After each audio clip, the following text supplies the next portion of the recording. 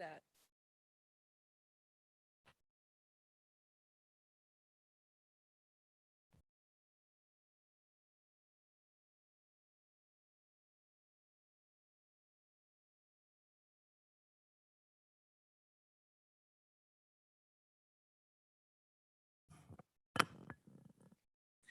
Good evening and welcome to the Planning and Zoning Commission for December 16th, 2022. If you are joining us on Zoom this evening, we can see that you are here. You may observe the meeting, however, your ability to be seen on screen and talk will be muted. During the public testimony portion of the meeting, you'll be unmuted and then be able to comment. Please note that we cannot take questions during the public testimony portion. If you have a process question during the meeting, please email cityclerk@meridiancity.org and they will reply as quickly as possible. Let's begin with roll call. Thank you, Madam Chair. Commissioner Wheeler, Present. Commissioner Grove, Here. Commissioner Seal, Here. Commissioner Lorcher. Here. Commissioner McCarville. Here. Absent are Commissioner Casanelli and Commissioner Yearsley. Thank you. First item on the agenda is the adoption of the agenda. We have H-2021-0067 Moasha Village and H-2021-0080 Verona Live Work that are both requesting continuances this evening, and we will open those solely for that purpose of continuum. So if there's anybody here tonight to testify on those particular applications, we will not be taking testimony this evening. So could I get a motion to adopt the agenda as amended? So moved. Second. It has been moved and seconded to adopt the agenda as amended. All those in favor say aye. Aye. Opposed? Motion carries. Next item on the agenda is the consent agenda, and we have 4 items on the consent agenda. Could I get a motion to accept the consent agenda as presented? So moved. Second. It has been moved and seconded to accept the consent agenda. All those in favor say aye. Aye. Opposed? Motion carries. So at this time, we'll briefly explain the public hearing process. We will open each item individually and begin with the staff report. The staff will report their findings on how the item adheres to our comprehensive plan and unified development code. After staff has made their presentation, the applicant will come forward to present their case and respond to staff comments. They will have 15 minutes to do so. After the applicant has finished, we will open the floor for public testimony. Each person will be called on only once during public testimony. The clerk will call the names individually of those who have signed up on our website in advance. If you are here in person, please come forward. If you are on Zoom, you will be unmuted. Please state your name and address for the record, and you will have 3 minutes to address the commission. If you have previously sent pictures or a presentation for the meeting, it will be displayed on the screen and the clerk will run the presentation. After all those who have signed up in advance have spoken, we will invite any others who may wish to testify. If you wish to speak on a topic, please press raise hand button on Zoom app, or if you're listening on the phone, please press *9 and wait for your name to be called. If you're listening on multiple devices, please be sure and mute those extra devices so we do not experience feedback and can hear you clearly. When you're finished, if the commission does not have a question for you, you will no longer have the ability to speak. Please remember that we will not call on you a second time. After all testimony has been heard and the applicant will be given another 10 minutes to come back and respond. When the applicant has finished responding to questions and concerns, we'll close the public hearing and the commissioners will have the opportunity to discuss and hopefully be able to make final decisions or recommendations to City Council as needed. So at this time, we will continue item number H-2021-0067, which was originally opened and continued on November 4th, 2021 for Moshava Village subdivision, and they are requesting another continuance this evening to continue their modifying of the plat. Do we have any additional comments from staff? Okay. Could I get a motion to, I think date wise, were we looking, I think January, The first meeting in January is somewhat full. Are we looking at the second meeting in January for that? Madam Chair, there are several items on the first January agenda. I would recommend if you want to stick in January, then January 20th is the best bet. And that was good with staff, correct? January 20th, okay. Could I get a motion to continue H-2021-0067 to the hearing date of January 20th, 2022? So moved. Second. It has been moved and seconded to continue H-2021-0067 to January 20th. All those in favor say aye. Aye. Opposed? Motion carries. Next item on the agenda is also requesting a continuance. So we will open H-2021-0080. And I believe that one is also potentially looking at January 20th. They are requesting a continuance in order to meet with staff and respond to the staff report. Does staff have any other comments on this application? Okay.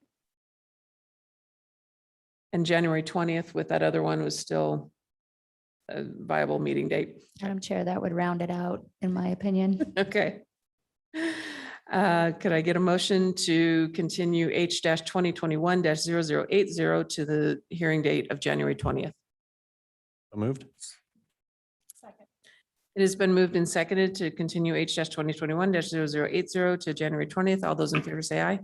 Aye. Opposed? Motion carries. Next item on the agenda is Apex East Subdivision, H-2021-0086. And we will begin with the staff report. Greeting, Madam Chair, members of the commission, Alan Tiefenbach, Associate Planner, City of Meridian. This is a request for a rezoning, a preliminary plat, and a development agreement modification. Property is a little more than 32 acres in size. It's currently zoned R4 and it's located near the southwest corner of East Lake Hazel and South Eagle Road, directly east of Discovery Park. This property was annexed and zoned R4 as part of the South Meridian annexation. And this annexation at the time consisted of a little more than 1,300 acres of property. There were numerous development agreements associated with this annexation. Each development agreement was specific to the property being annexed. This particular development agreement allows, the one that's currently in place, allows agricultural operations to continue on the property. But basically it says that any other plans for development would require a DA mod to incorporate that development plan. There's also a provision in there that talks about the applicants allowed to do a free rezone. It was intended that at some point they were going to be doing this DA modification and looking to rezone. Future land use map recommends this property for 8 to 12 dwelling units per acre, which is medium density residential. Again, the summary of the request is that the applicant proposes to rezone 32 acres of land from R4 to R8.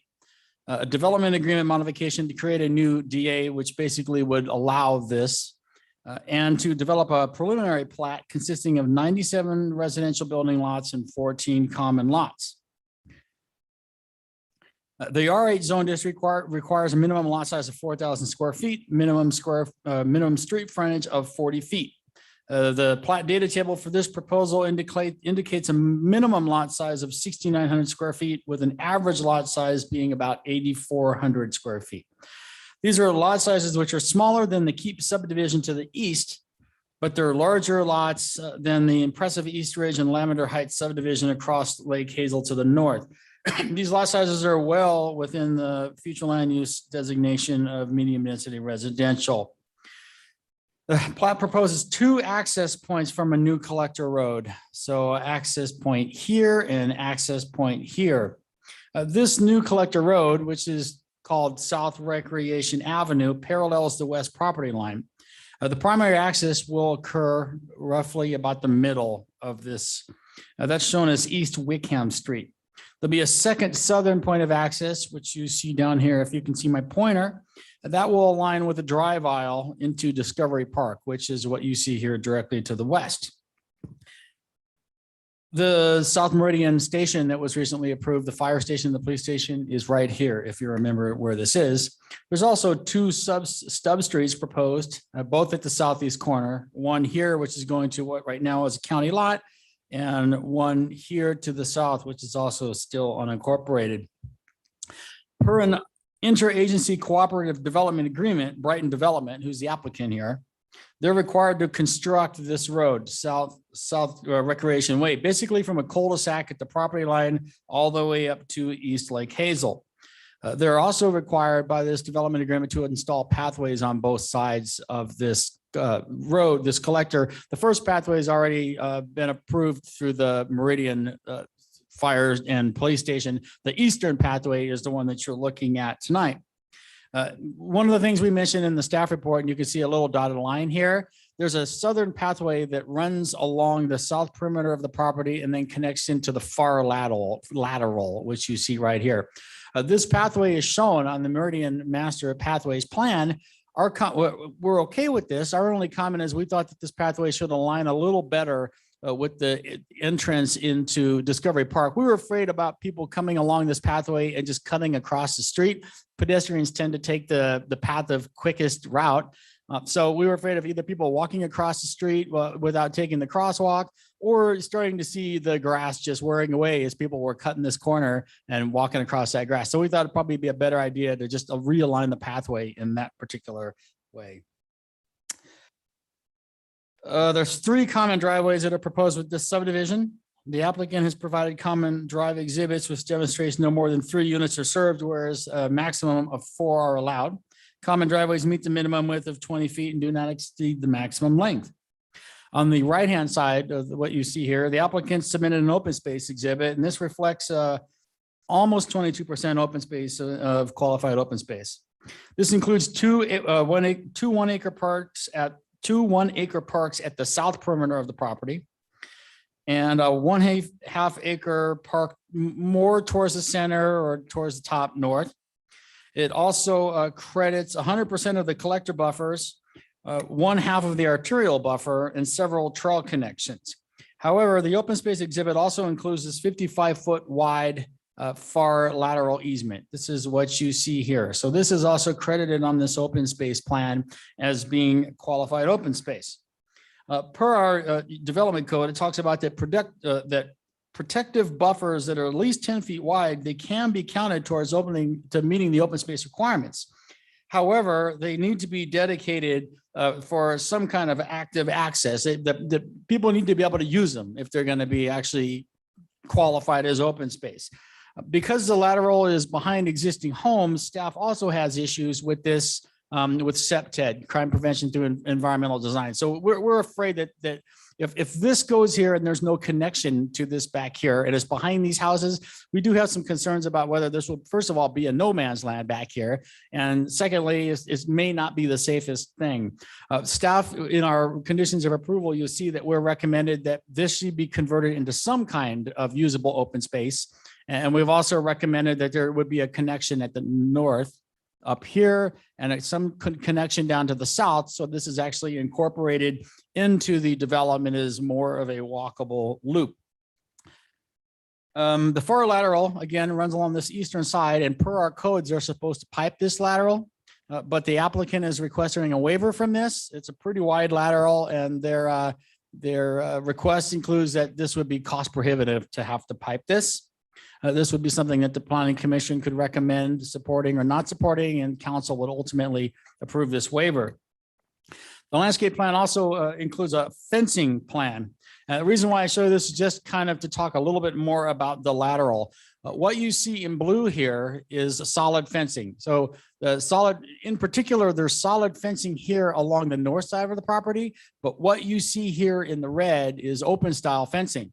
This, I'm sure the applicant will comment, is their intent to try to open up this lateral so there's some visibility. But again, staff still thinks that there should be some kind of usability where you can actually get into this and that there's some eyes on the houses, and we're not sure what's going to develop in here. But in the meantime, we're afraid of this just kind of becoming a scary no man's land. One thing I want to mention is in the staff report, we originally had some comments about the elevations and about attached single family. And what I mean is that the original elevations showed duplex type lots. Our conditions of approval included that the applicant needed to show on the preliminary plat which of those lots would be attached and which would be detached. And the reason why, it's an odd number of lots. The applicant responded that actually the elevations that were submitted were not the correct elevations. These are actually all going to be single family attached houses. So here are the elevations. These are the updated elevations of what they want to do. That would eliminate the conditions if the planning commission were inclined to support this. One of the conditions, there are two of the conditions in the back of the staff report. One of them talks about the applicant having to show the 0 lot line lots for the attached single family on the plat. There's also a condition there in there that talks about that single family attached has to go through design review. So both of those would be defunct if the single family detached product was approved with this. And with this, I would entertain any questions. Thank you. At this time, would the applicant like to come forward?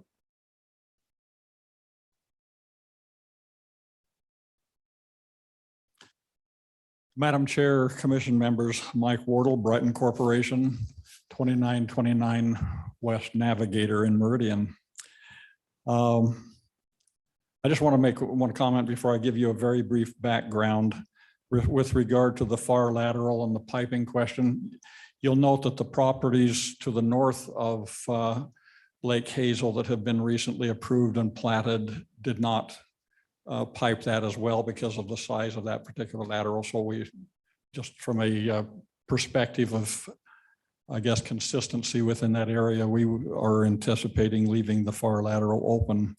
And Josh Beach will chat a little bit more about that lateral and the open space issue in a moment. So can I have our PowerPoint up, and I'll just make a few background comments.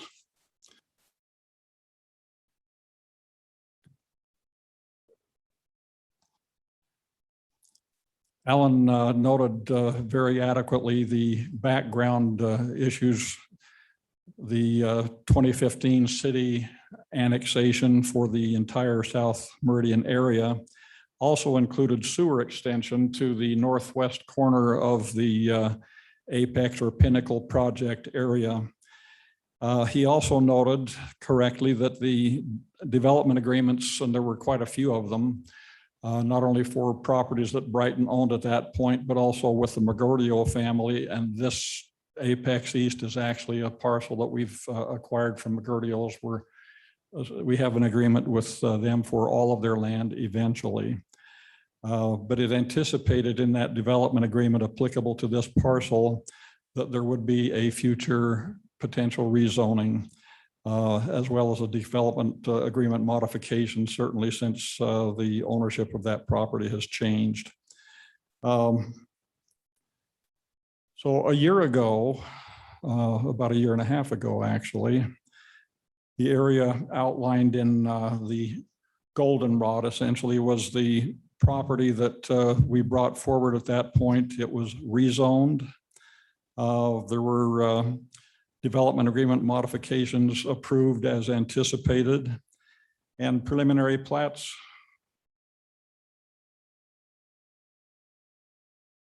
Okay, I'm gonna go back here. And then a preliminary plats approved in accordance with the schematic that's in front of you. And at that point, there was the Apex Northwest at the intersection of Lake Hazel and Locust Grove, and Apex Southeast. And final plats for both of these areas have been approved for all of the phases anticipated in those projects. On January 6th, you will be hearing an application for the area designated here as Apex West, which is to the west of the Apex Northwest plat that was approved and is under development currently.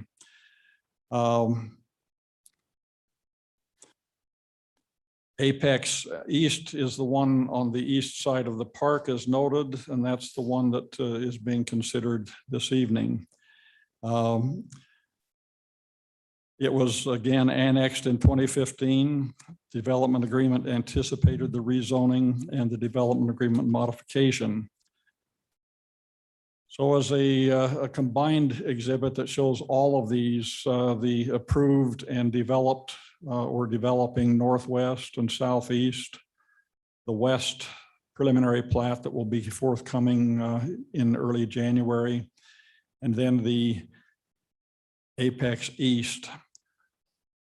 Even though it's separated from the rest of the development by the city park, it will be integrated into the whole of the Pinnacle project as it will be marketed, subject to the same CC&Rs and also the same HOA management system. So I'm going to turn the time now to Josh to discuss the preliminary plat details and respond to the staff report.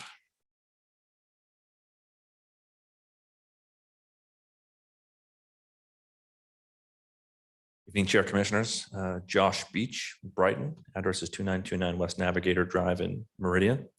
Thanks, Mike, for going through that, the history. Mike's been around for a while, so he does a good job and understands the kind of the full scope of everything that's been going on. So to go back to just the basics and the project itself, as Alan indicated, we are requesting that this be rezoned from R4 to R8. Our lot sizes is well within what is allowed in the R8, and specifically it except for a couple of the lots typically fits what is required by the R4 zone. Most of the reason is for flexibility in design. The request to go from R4 to R8, there's different setback requirements and things like that that help us with a variety of product in a subdivision. And so I won't cover this too much. Their density is about 3 dwelling units per acre. Alan's discussed a little bit about the open space, and we looked at that. As you can see here along the far, we've now we worked with our landscape architect, and internally we looked at that, and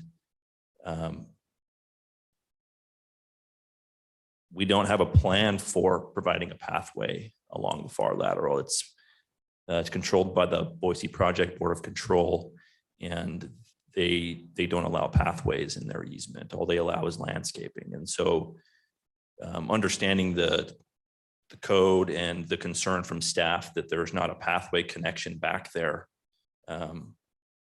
we've removed that from our qualified open space, and we've adjusted the calculation. So instead of the 21 and some change % open space, we're about 18.3% open space that we're providing without that area along the far.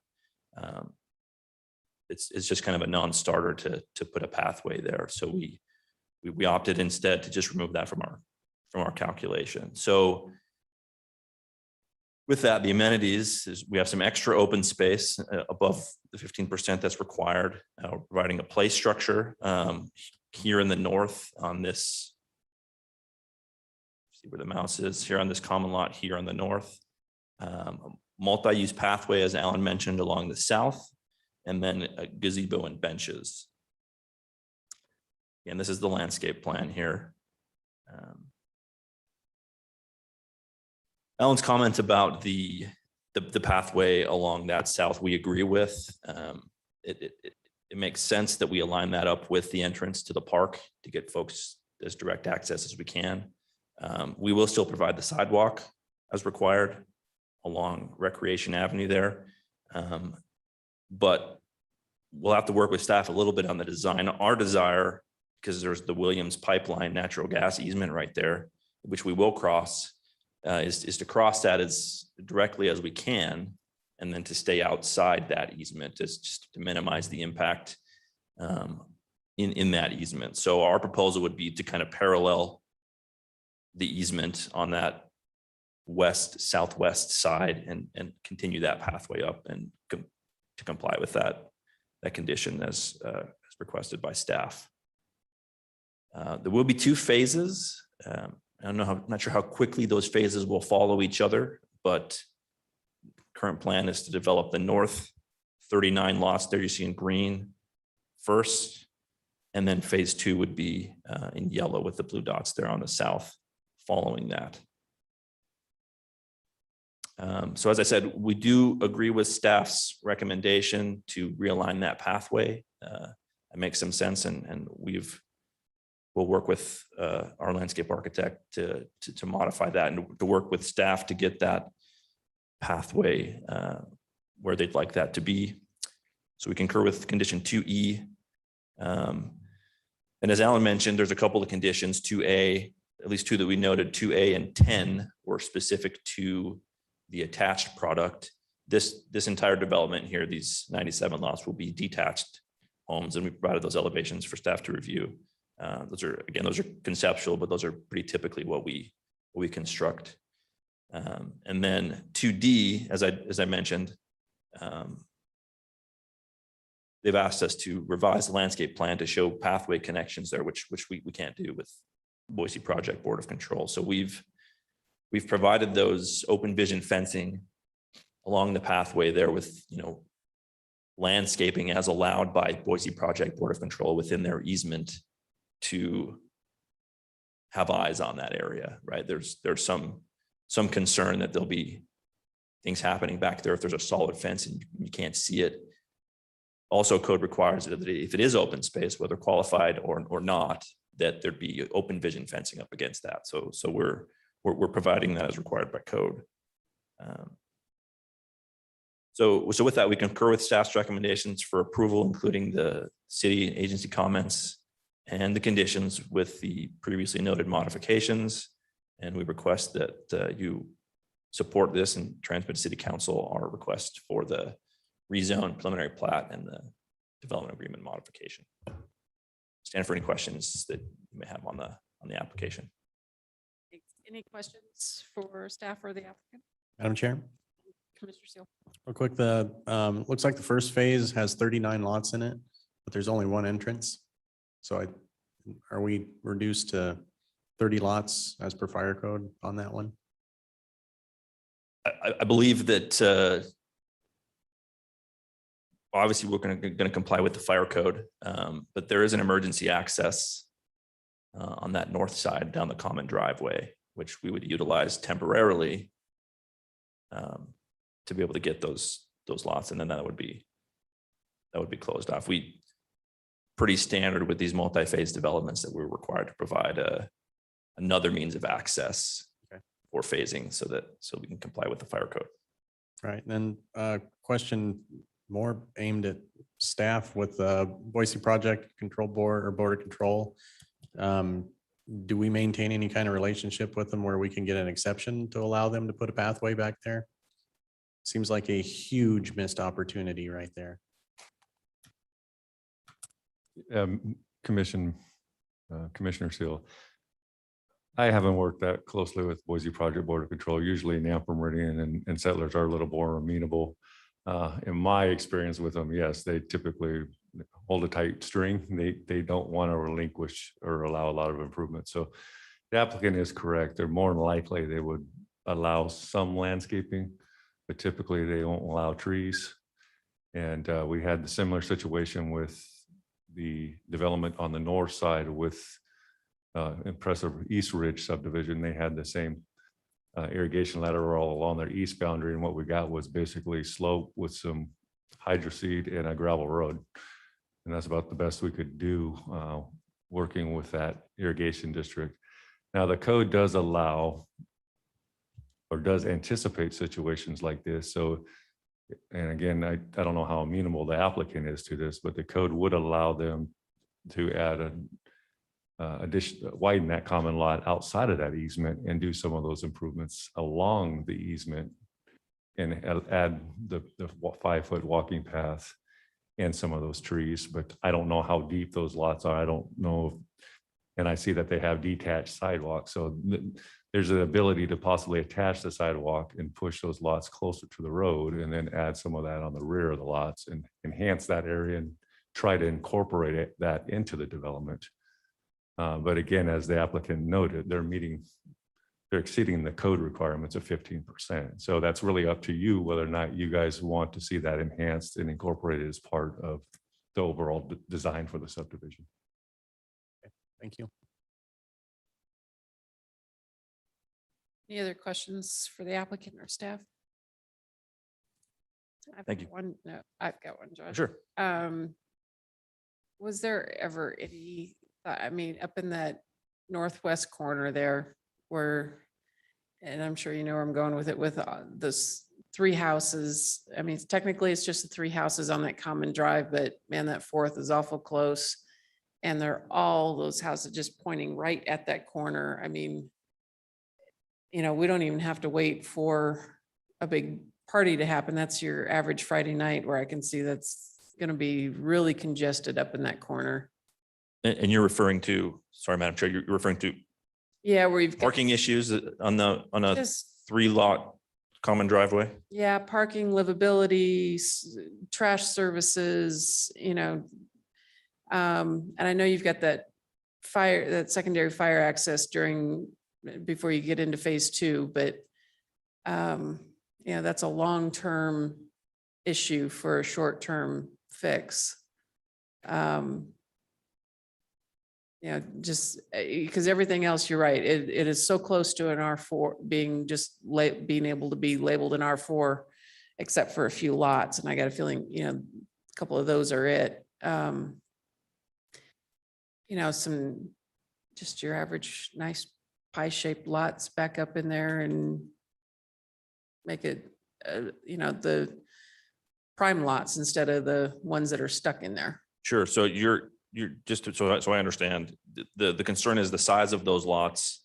You would potentially propose that there would only be a couple versus the 3? Just, yeah, something that makes it so you don't have, I mean, it's kind of one of those things that sticks with us and with the common driveway. It just, you know, it kind of reduces the, I think, quality of life living in those spaces. I mean, I know they'll get, you know, bought up because everything here does get bought up, but I mean, long-term, somebody's got to live with that then. Sure. Yeah. These are, you know, obviously I understand what your concern is. We've got a pretty good track record of making sure that the things that need to happen in terms of trash and parking and those types of things aren't an issue. Our desire would be to leave them as proposed. Obviously, we'll take that feedback and all, you know, we'll discuss that.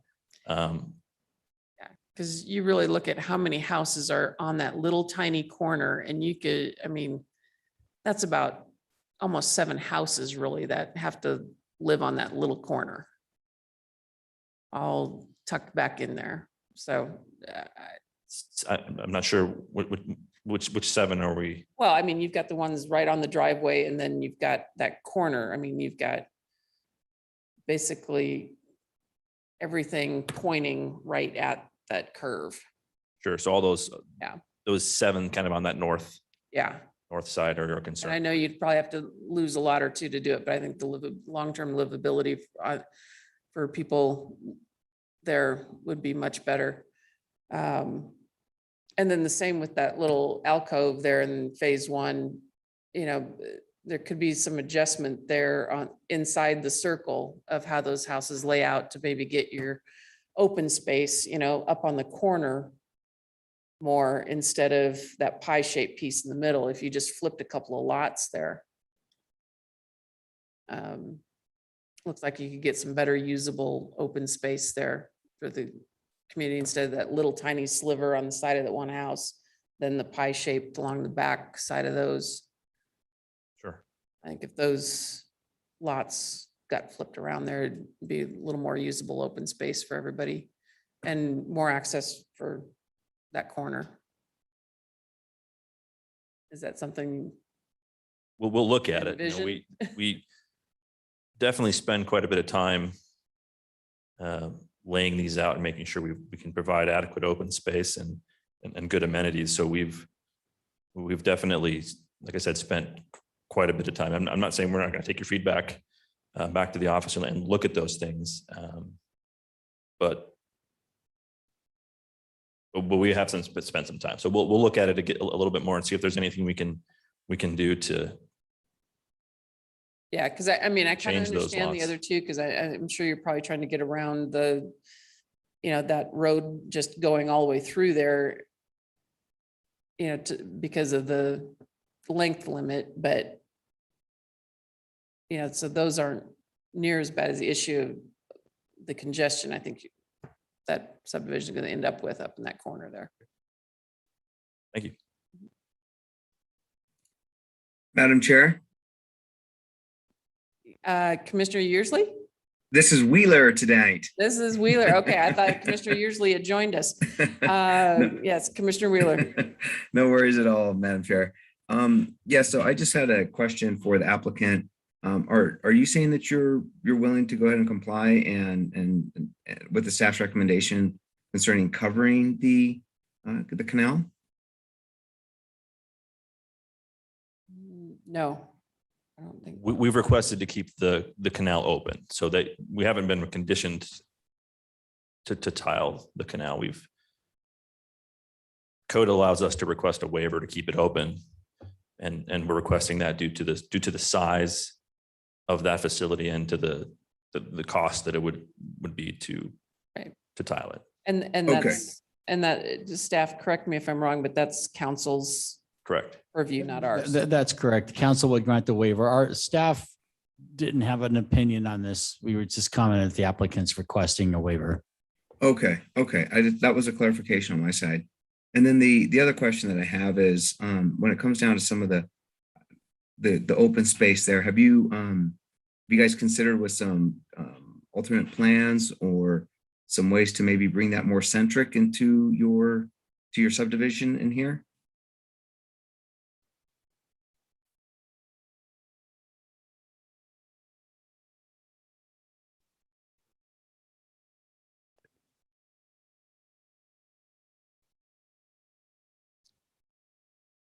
So this is what I guess, no, this is the plan that we came up with, and we feel like we're providing an amenity along the pathway on the south, which is going to catch folks from as they're walking on the pathway. Typically, we like to split the open space up so that there's some relatively close to all of the residents. So in this case, we did not put it in the center. We've split it up so that there's pieces on the north and on the south, and there'll be amenities on both sides as well. Okay.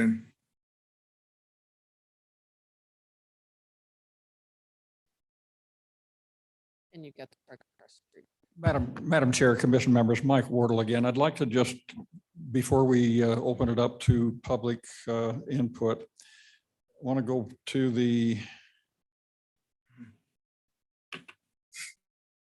this particular exhibit, because the comment about a pathway along the FAR, there is no pathway along the FAR in any of the area out here that has already been approved and developed.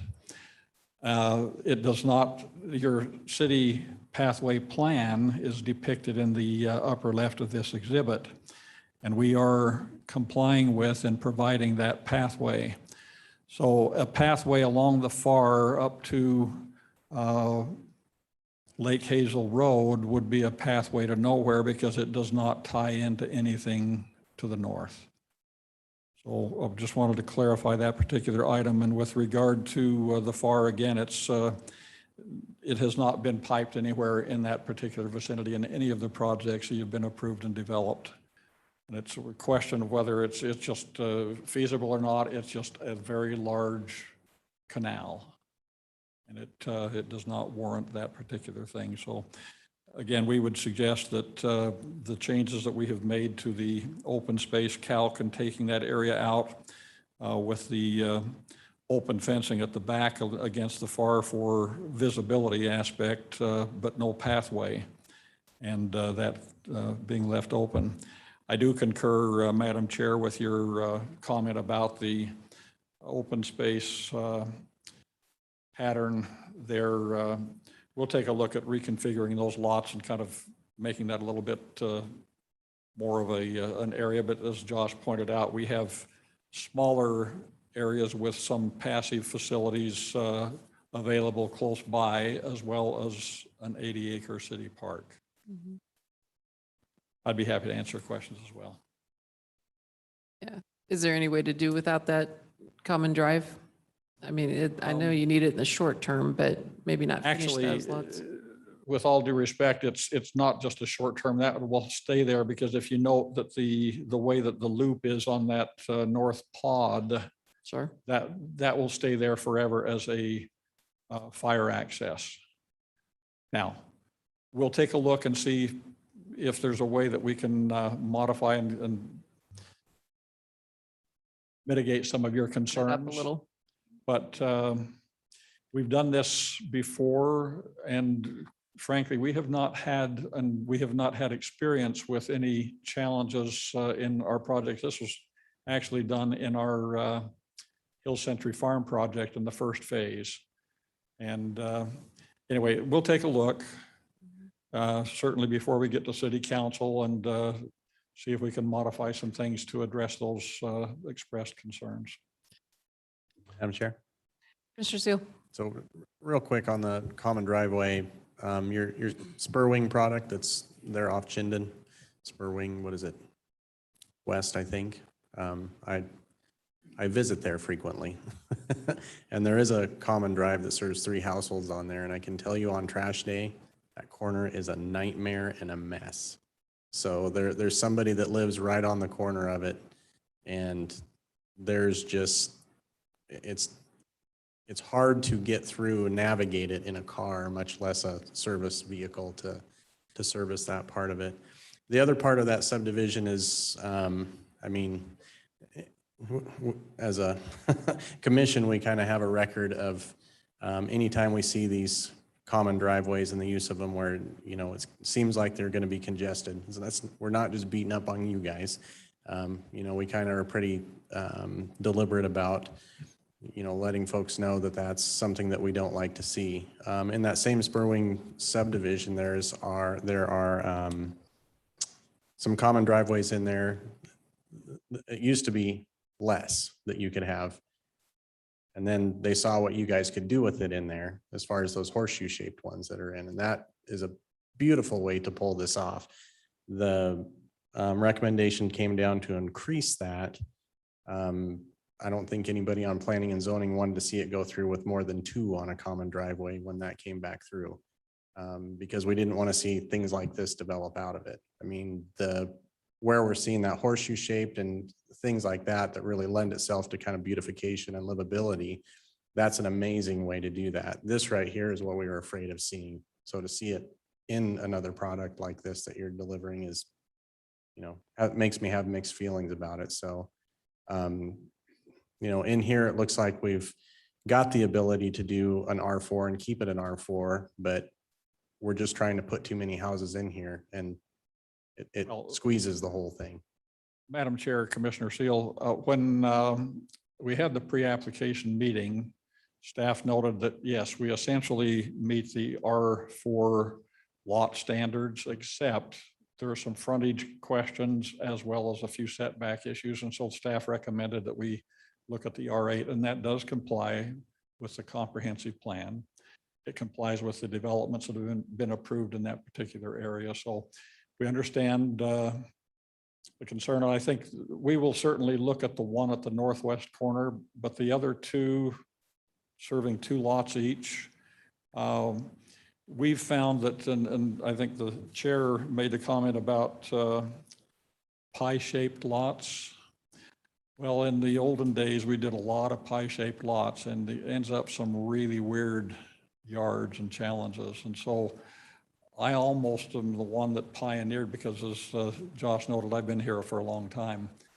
I kind of pioneered this concept of getting the access into these corners with a better shaped lot and more consistency in the way they lay out than just the wedges that we always saw in the past. And I had one of those wedges for a long time and I really enjoyed it. well, I'm sure Yep. It was the biggest lot in the neighborhood too. It was.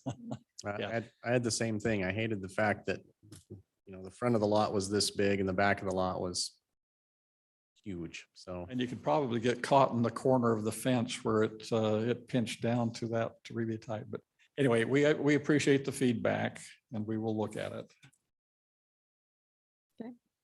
Any other questions for staff or the applicant? Okay. Thank you. Madam Clerk, do we have anybody signed up to testify on this application? Madam Chair, we do have a couple people signed up. First is Wendy Webb.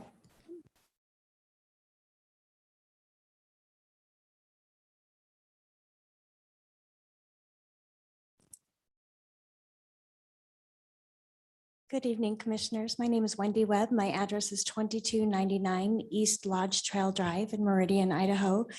I am speaking on behalf of the Southern Rim Coalition. At this time, the Southern Rim Coalition is in opposition to the request to rezone the property from R4 to R8.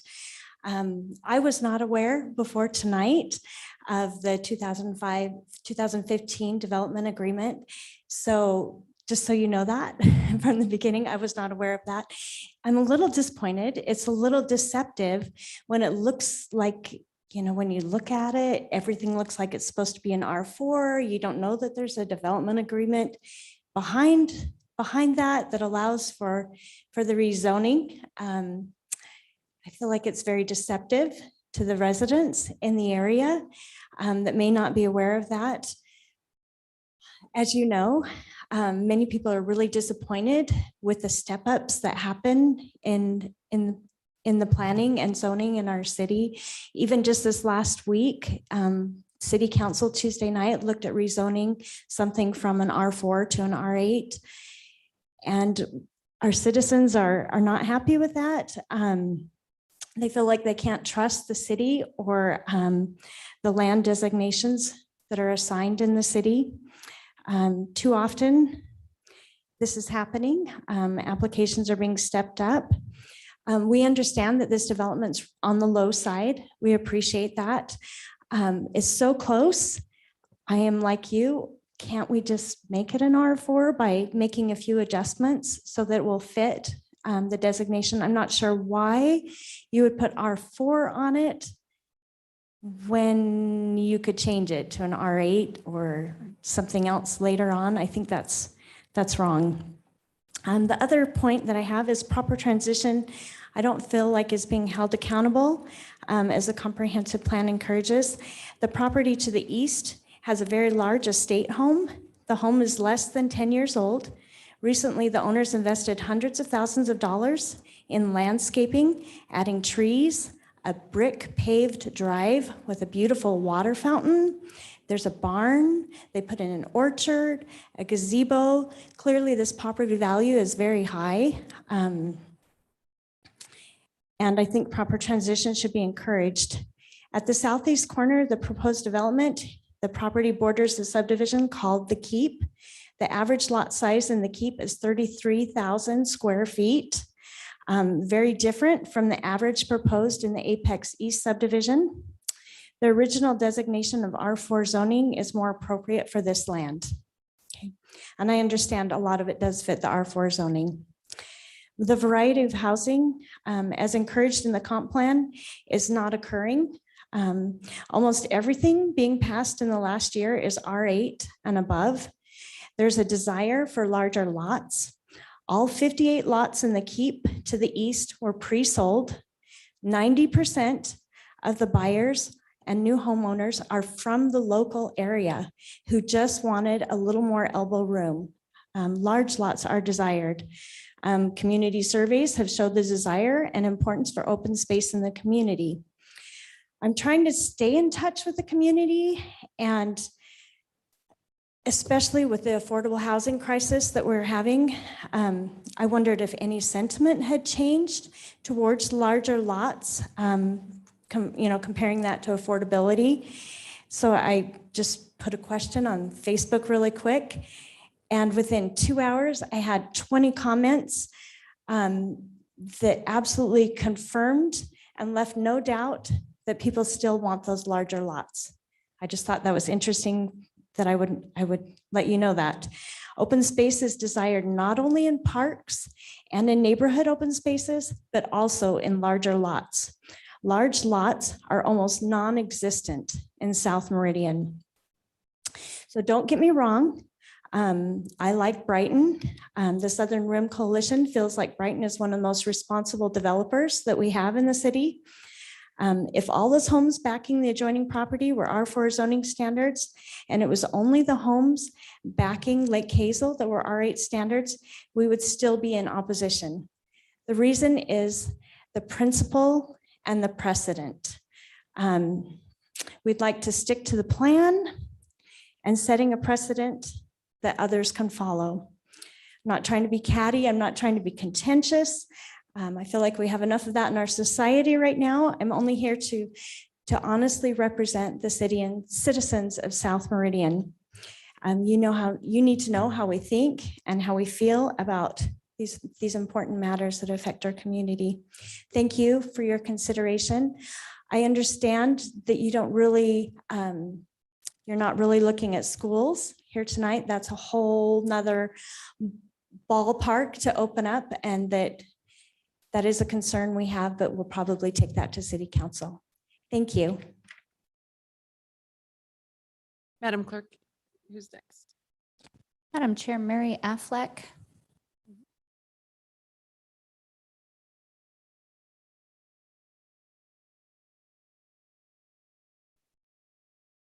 My name is Mary Affleck. I live at 6519 South Rap Ranch Lane.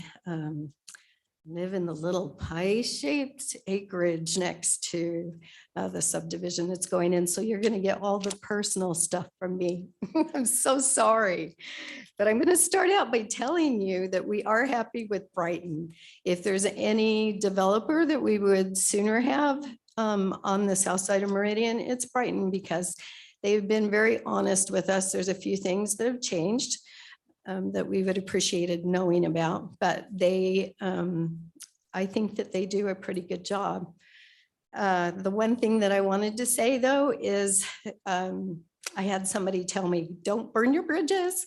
You'll lose more. And I'm like, we've lost everything. Let me tell you what we've lost, just so you can keep in touch with the people in Meridian. We lost our privacy. We lost our view. The subdivision to the east of us that went in, this was all farmland, 2 years ago, when our house was built before then. But they built it up about 12 feet so that everybody now looks down on us and can see into our area. So that's our privacy. We lost our view on the north side. They built it up 60 feet on the far end so that they could have view lots all the way around and people could see over the city. Yeah, that's ours. We lost our view of the city. We lost our peace and quiet. We have no wildlife now. We had deer, coyotes. We didn't care so much about the coyotes. And our resident owl left. We still have birds there. Grateful for that. We lost a house. We're losing a house. That's right down there on the road.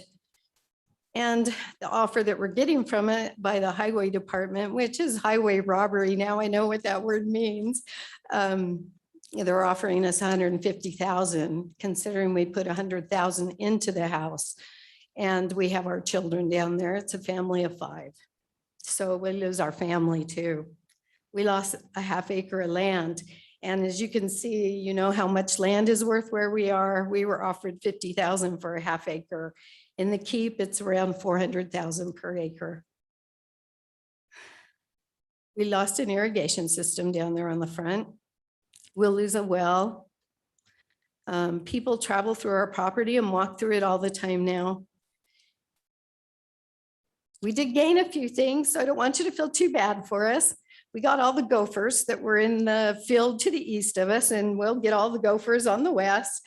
And it's cost us over $1,000 so far to try to get them out of our field. It's ruined our alfalfa. And it will cost us more because obviously we're building again. We lost, my son said to tell you, we gained our night vision because now we have lights all over the road and lights on the park, where it was all dark and we could see everything at nighttime before, and now we can't. We can see everything, right? We have park and highway lights. The one thing that I wanted to talk about was the fencing. And you were talking about the walkway on the canal bank there. That canal is very dangerous. It is our moat. We would sooner keep it than have it covered, even though it's dangerous for our grandkids, but it keeps the people from coming into our property, which we have all the time. The irrigation district put up a sign for us that it was private property because people don't know that. They think the canals are public. And so they're walking it all the time, and on the far side also. So the fencing, we were told was going to be privacy fencing and that they weren't going to build up the land so that they would overlook us again. I do not like the open fencing. That's what we have on the east side of us. And everybody looks into our area all day. We've got eyes on us. It's not a great thing. And there was one more thing. I guess it was the fencing and the pathway. It would be nice to have a beautiful pathway, but it is a very dangerous canal. And if it's not covered, it would not be a good place for a pathway. If it is covered, then we lose our moat and I don't know, we've lost our privacy. If my husband was a little older, we would retire and just move out of the area because we really like rural and that's why we were there in the first place. So anyway, just wanted you to know that it does affect real people. And I'm with Wendy Webb. I think the step up is huge going to R8 from rural. It was all rural and everybody seems to come in and there's a pattern. They get it changed and then they come back and they get it changed higher until we're just packed in there with not enough schools, not enough open space. It's just a sad thing. And I know people are coming in and want a place to live, but they don't have to live in Meridian. There are other places. Meridian is beautiful and we love it. That's all I have to say. Thank you for listening. Okay, Madam Clerk, anyone else? Not that I show signed up, Madam Chair. Okay, and I can see there's nobody else here in the room. Is there anybody on Zoom who wishes to testify on this application? Okay. With that, would the applicant like to come back?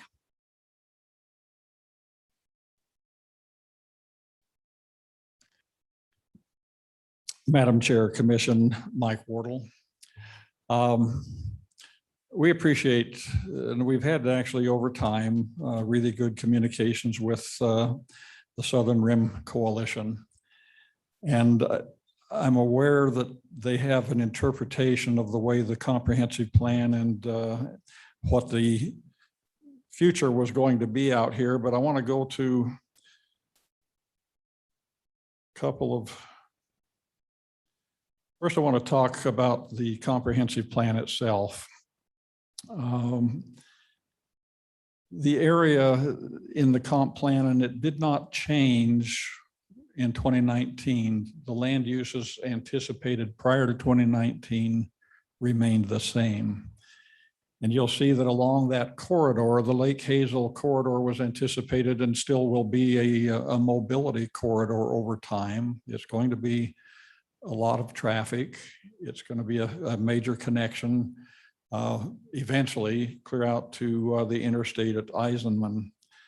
But regardless, the comprehensive plan anticipated in the flume that was retained in 2019, in fact, 2 years ago, December, that there would be higher density uses along Lake Hazel and of course the community core there on the intersection of Lake Hazel and Locust Grove.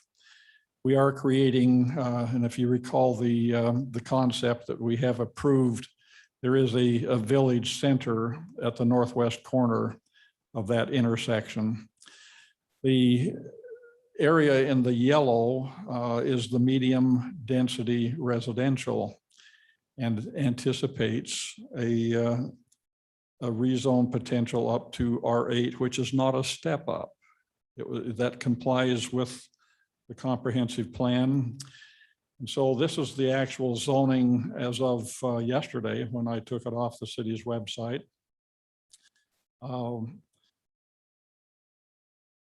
Yes, currently it is zoned R4, and for the most part, our uses conform to the R4, but because of some of the lot frontages and a few of the setback areas, we are asking for R8 for those purposes, but not in terms of the size of the lots typically. The smallest lot is 7,000 square feet, but the average is 84, 85. So we actually conform, and certainly the density anticipated of 3 to 8 units per acre, and we're at 3. That really conforms to the low end of the anticipated, even within an R4 zone.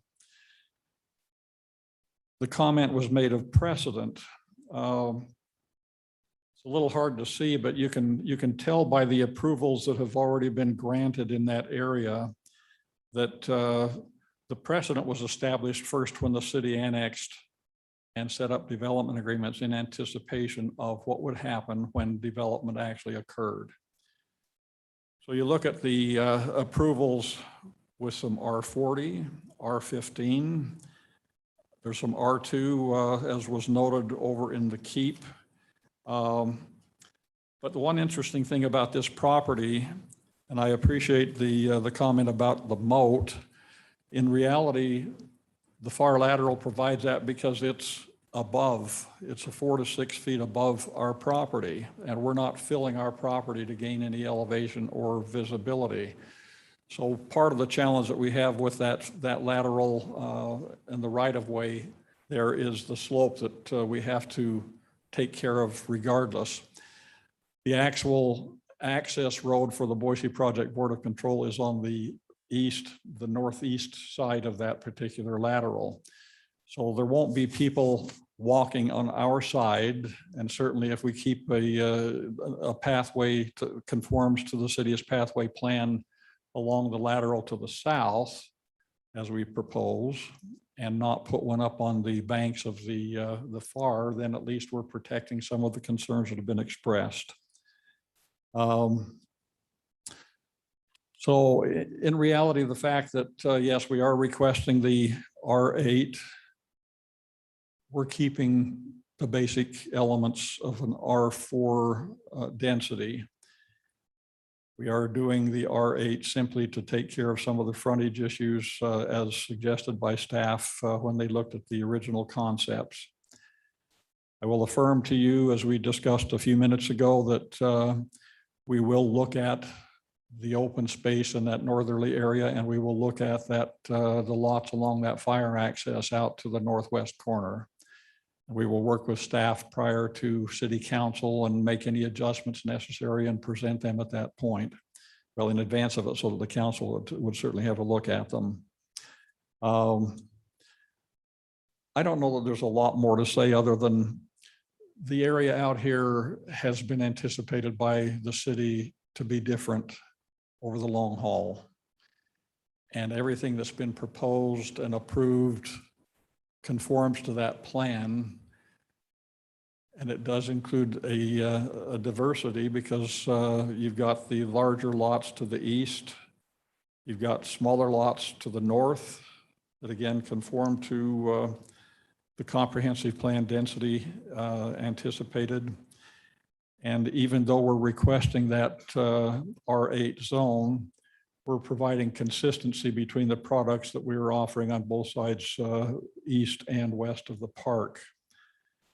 We appreciate your consideration. We ask that you recommend the approval of the rezone to the city council with whatever modifications you would like to recommend that we will work with staff to achieve. Answer any more questions that you might have. Any other questions for the applicant? Okay, thank you. Thank you, Madam Chair. With that, could I get a motion to close the public hearing on H-2021-0086?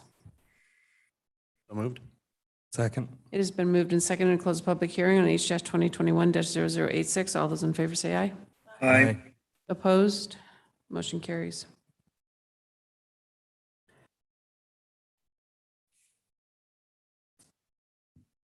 Any other thoughts, comments?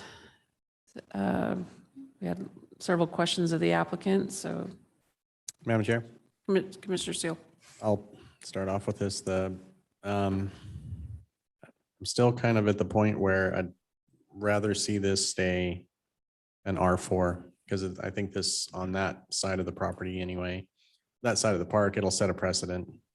I kind of firmly believe that. So I understand where they're at in making it feel like an R4, but they need the R8 designation. I won't pretend to completely understand that. I just understand that if this happens, it sets that precedence to where everything around it, you know, basically that's going to be their excuse to keep increasing it. So I'd almost rather see them come back and try and make this fit completely into that R4 designation. So that doesn't need to be, we don't need to have it rezoned into R8 and take that opportunity to take a look at that common drive servicing as many houses as it does in that northern section. Outside of that, I like, you know, I actually like the way that that it's put together. I mean, it is next to a park. It does fit into everything else. I mean, I remember when Apex East came in, everything went through on that. That one knocked my socks off, to say the least. So I understand that Brighton has been, they've tried to be very responsible in their development of that area. This one here is really, really close. I just think that R4 designation needs to stick at this point. Madam Chair, Commissioner Grove. I think I understand the R4, R8 and why we would want to keep it. But from my understanding of how it was presented, at least, that when it was brought into the city as R4, that was more of a placeholder, similar to what we had a month or two ago with the urban renewal district on the Northern Gateway at Cherry and Meridian. And it was more of a placeholder designation than a true like platted designation that we would normally work with.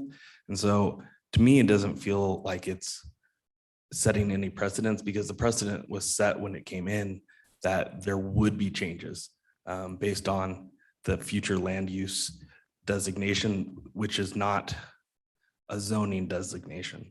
And so to me, it still feels like it's exactly what was presented then, because the change was anticipated. So I understand it, the optics of it, but I feel like I'm okay with the R8. I think the area as it expands for the Lake Hazel Road itself, being more of a fully built arterial, it has the capacity to handle that as it grows. Maybe not right now, but as it grows, it does. I think putting more density close to a regional park versus a standard park is also a good use of city space.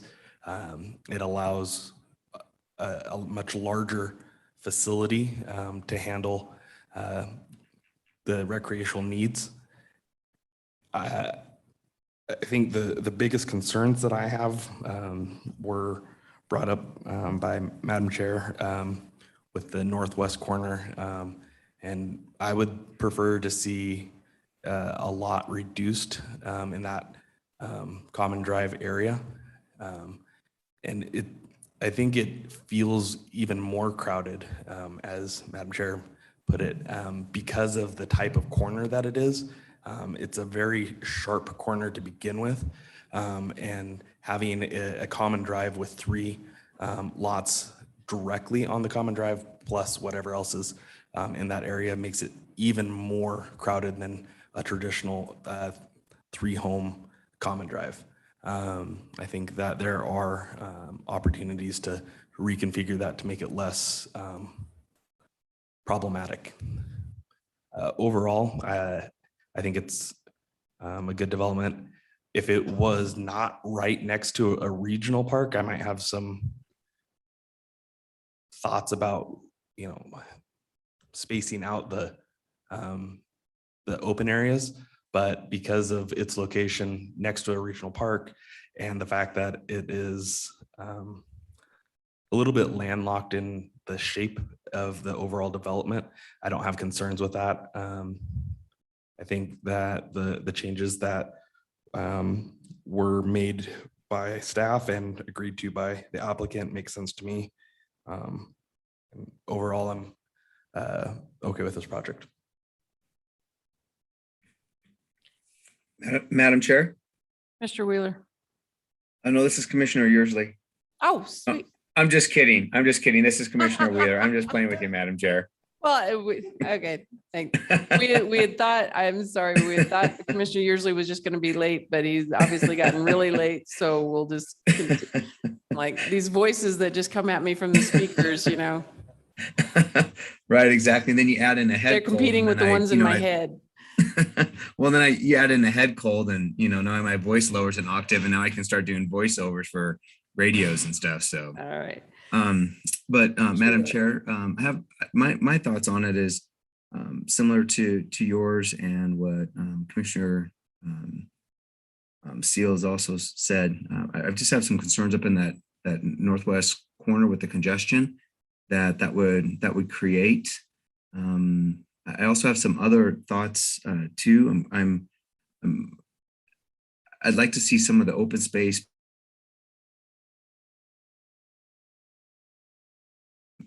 in where it's at. That I understand that there's a buffer that goes along that eastern side, but unless there's some way that we can connect that or be able to make that more usable than what it is, it's not. I'm trying to figure out how that's going to benefit the residents there.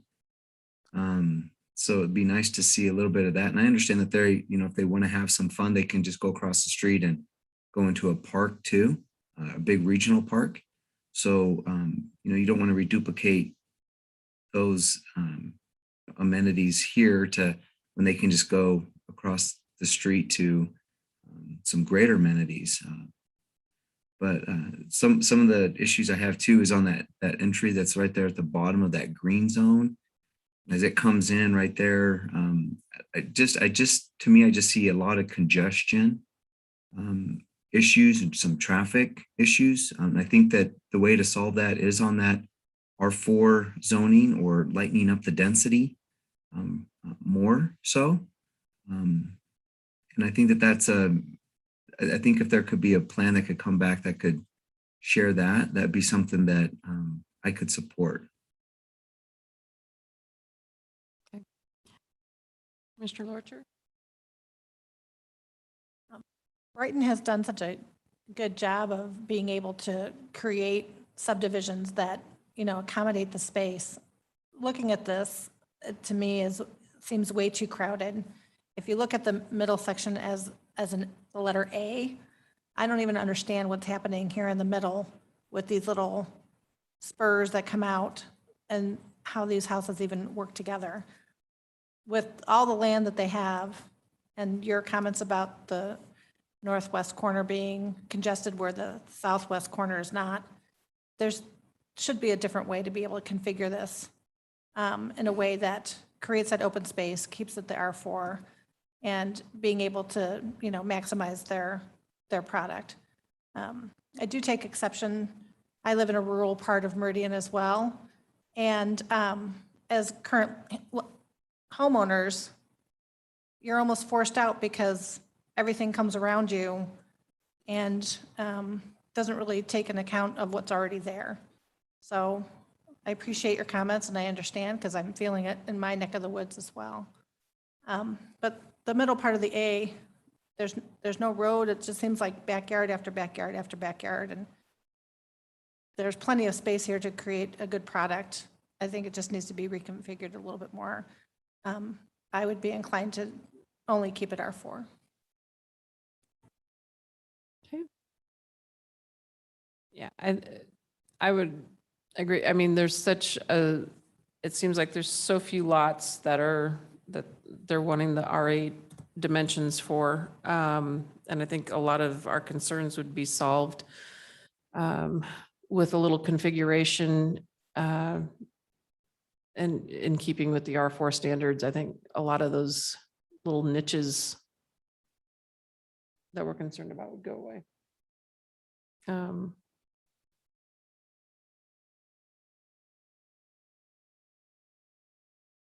Madam Chair. Commissioner Seal. I mean, I can't speak for everybody, but it seems like we're all on the R4 bandwagon for the most part. Madam Chair. Yep. I'd almost think that we should maybe open it up, the public hearing, open up again and see if the applicant would be more inclined to want a continuance, or we can act on a denial and they can take their chance with city council. Madam Chair. Mr. Grove. Question for staff, because this was recommended by staff to go from R4 to R8 essentially. Is that correct? Staff supports the application that's proposed to us. This density that they're proposing is actually less than the range of density that the comp plan recommends. Comp plan recommends 8 to 12. This is about 4. Yeah, I don't think it was the density that, yeah, it's the setbacks and it's the lots that we're having issue with. I mean, just, so I don't know, maybe it's moving it forward and a recommendation to council that, you know, those, see what we can do with the common lots going away. But I think that's a big enough redesign that maybe we want to see it and not just kick the can down to council. I would agree with that. And part of this is, I mean, it's, you know, the lens that you view it through. So and I understand that it's probably not going to reduce lot count drastically, if at all, as far as the density and the count goes. So it will reduce something, obviously. But there is a large push. I mean, everybody that I talk to, they do not want more. They want less. So this is an example of where, you know, perception and reality. The perception is it's going to be more homes if it's R8. The reality is, even if with R4, it probably isn't going to be more homes. It will still be the same amount of homes. It will just have to be reconfigured. You know, that said, in order to help the perception piece of it, I think R4 is where it needs to land. Yeah. And I think we're just trying to hold on to a piece that is so close. And we finally have, you know, a density count that is matching more the R4. Because there's so much that's being thrown our way that's tight. Sometimes it's not really infill, but the odd shaped lots just lend themselves better to just, you know, open it up a little bit instead of trying to cram stuff in. So with that, do we have a motion? Or do you want to? Madam Chair, I would prefer to talk to the applicant again and see what their wishes are. So So we need a motion to open up the public hearing. yeah, Madam Chair, I move to open the public hearing for H 2021-0086. Second. It has been moved and seconded to open the public hearing for H-2024-0086. All those in favor say aye. Aye. Opposed?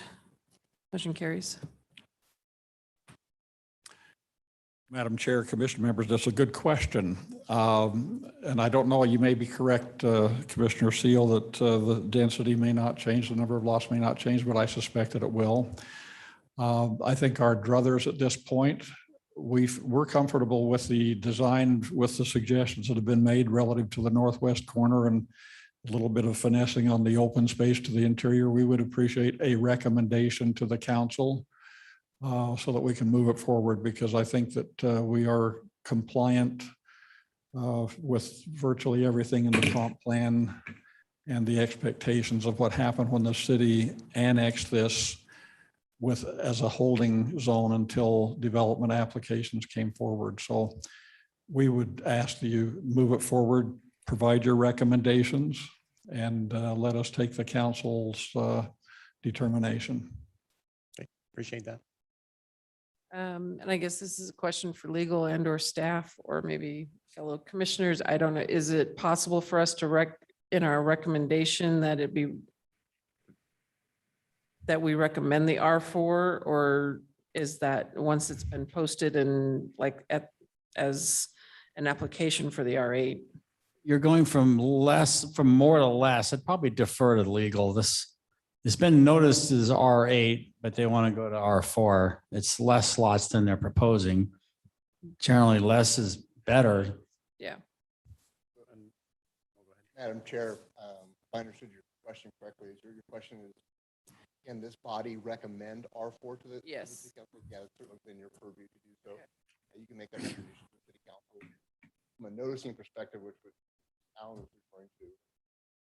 Right. Notices R8.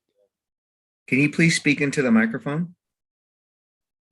We're doing that. I've got this portable microphone, so I'll hold it close to my mouth. That's much better. How about that? Yeah. Thank you. If I have to repeat something, just let me know. So I think just to sum up, is certainly within this body's prerogative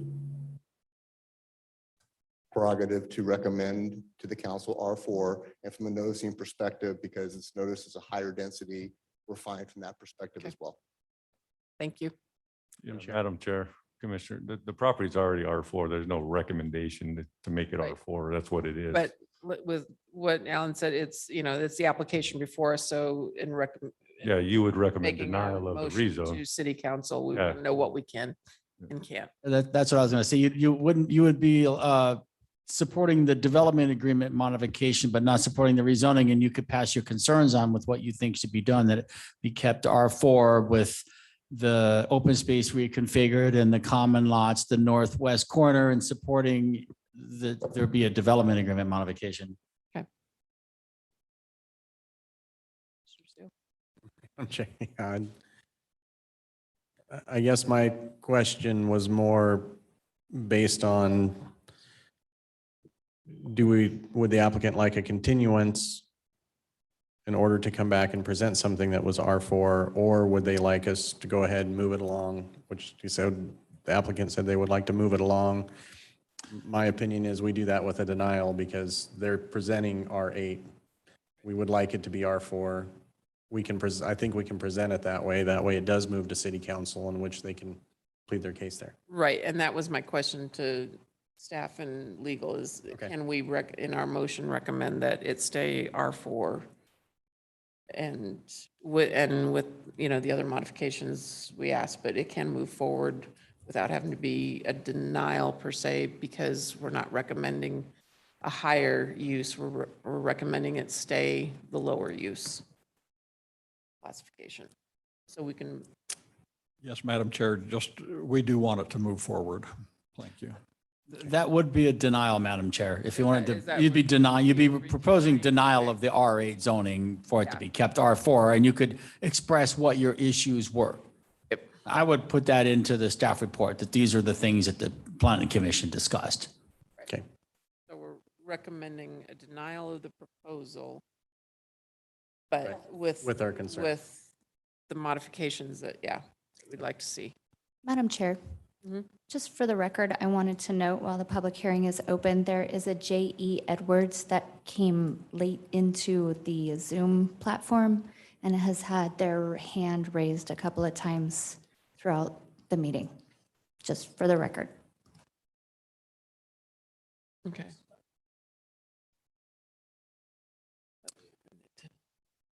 I'm sure we created this mess, so I think we should hear them. Yeah. I agree. All right. Go ahead, Madam Clerk.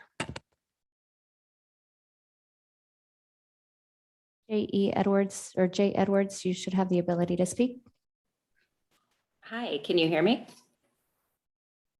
Hello, hello? Yes, We can ma'am. hear you.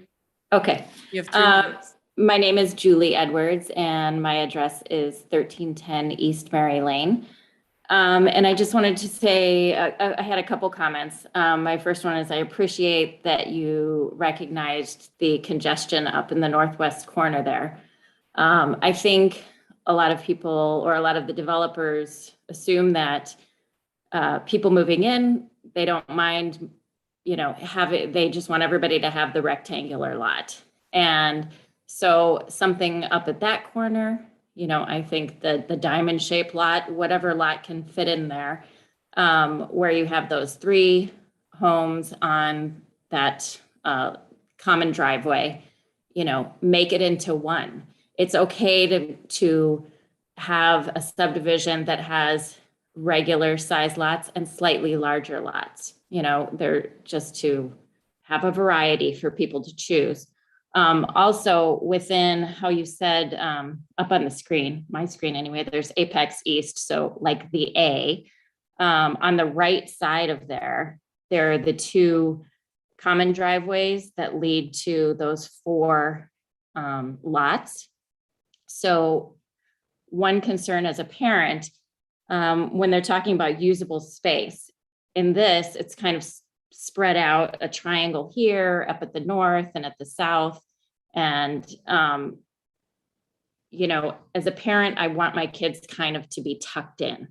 And so what about removing down on the southwest corner, you could add 2 more lots right there, but then up on the right side of the A where those 4 lots are by the common driveways, turn that into a park, connect those 2 common driveways, make it a walking path. So yes, you're eliminating 4 houses in that slot, but you're also, I don't know how the resident that spoke, that's just to the east of there, how she feels, but at least when she looks out her maybe kitchen window, she sees a park. She doesn't see the back of 4 houses. And the same thing on the southeast side. There's those 2 houses in the corner there. Maybe turn that into 2 lots, and they might be odd shapes, but in all honesty, people they don't mind odd shapes. They can put a garden in the back, they can grow some fruit trees, they can do things like that. So really, I think those are my main concerns with this. I think sometimes less is more, and the residents that move in, I believe, would actually appreciate that rather than, just being elbow to elbow with their neighbor. Thank you for the time. Okay. Anyone else on Zoom, Madam Clerk? Madam Chair, that's it. Thank you. Okay, thank you. Madam Chair, I move that we, Madam Hold on. Chair, Yep. hold on. I was going to recommend in matter of fairness for due process, we should allow the Yeah. applicant to respond. Madam Chair, the only thing that I wanted to comment relative to Julie Edwards' comments, the southwest corner, that green open space cannot not change. buildable. That's a pipeline. That 2 24-inch pipelines run through there. So that's open space. But thank you. Okay, thank you. Okay. Go ahead, Madam Chair. Commissioner Seal. move we close the public hearing for H 2021-0086. Second. It has been moved and seconded to close the public hearing on H 2021-0086. All those in favor say aye. Aye. Opposed? Motion carries. Who would like the others? I can try it here. Madam Chair. Mr. Seal. After considering all staff, applicant, and public testimony, I move to deny H 2021-0086 as presented in the staff report for the hearing date of December 16th, 2021, for the following reasons: that we would like to see the R4 designation followed for this instead of bumping it to the R8, that the configuration in the northwest corner with the common driveway be altered or changed or completely eliminated if possible, to get rid of the common drive and the congestion that is going to be caused on that area, and that the common area be reconfigured in that same area as well. to alleviate more congestion on that corner. And that items 2A and 10 are excluded from the staff report as they are non-applicable. Leave 2D as well. 2A and 2D. And 2D. Yep.